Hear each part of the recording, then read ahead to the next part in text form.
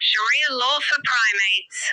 Theoretical jokes based on the real-world absurdity of the situation based on sources found in Sahih al-Bukhari 3849, Book 63, Hadith 74, USC MSA Volume 5, Book 58, Hadith 188. Al-Bukhari says, while squinting at a dusty parchment, his quill trembling, Warwick, look at this. A report from Amr bin Maymun. He claims that before Islam, he saw a troop of monkeys in Yemen perform rajam, the issuing of a divine sentence of stoning to death, on a fellow she-monkey for adultery. Warwick laughs, setting down a heavy inkpot, completely unimpressed. A monkey Sharia court. Did they have a monkey judge in a tiny wig? Did the defendant get a lawyer, or just a banana for the closing argument? What was the male to female ratio of monkey witnesses, and what did they say about all this? It sounds like monkey business to me. Al-Bukhari responds in his usual way, ignoring Warwick and pacing back and forth on the desert sands in perfectly measured, identical strides, a clear sign of his OCD flaring up at the mere hint of a logical contradiction to his mission. Warwick, now amused by the whole situation, is resigned to being entertained while he listens to the beliefs of madmen.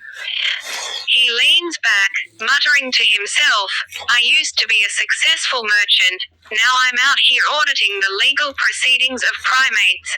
Still, he grins, adjusting his collar. The profit margins in this business is much higher than the paper trade, and by doing exactly what I'm told and nodding at every hallucination, I get to keep my head as a bonus. Al-Bukhari continues. He says the male monkey woke up, smelled the female, and started screaming for the others. They then gathered, dug a hole, and carried out the sentence. He even says, and I quote, I, too, stoned the she-monkey along with them. Warwick, now laughing hysterically, nearly spills the ink. He joined in. Why, was he trying to fit in with the local crowd, the monkey mania? When in Yemen, do as the primates do. That's not a narration, Al-Bukhari, that's just a madman who really needed to stop hallucinating in the desert, subtly implying that Al-Bukhari is too. Al-Bukhari, now as delusional as ever, says with widening scholarly intensity. But the chain is sound.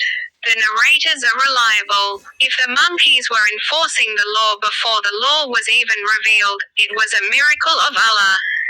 Warwick, now feeling like he's being led around by a donkey who thinks is a scholar, fires back.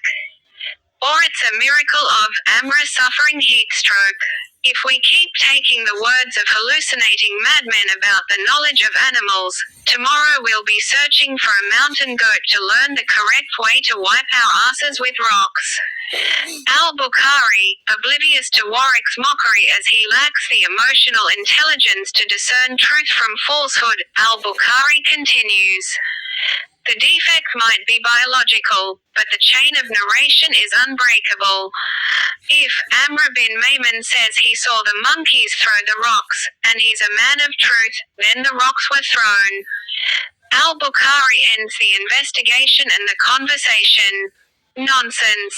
The men in this chain are trustworthy, reliable witnesses of hearsay of the highest order. I don't care if the defendants were swinging from vines and beating each other with rocks. The witnesses are pure, the memory is sharp, and the stoning is documented. He slams his seal onto the parchment with a final, echoing thud.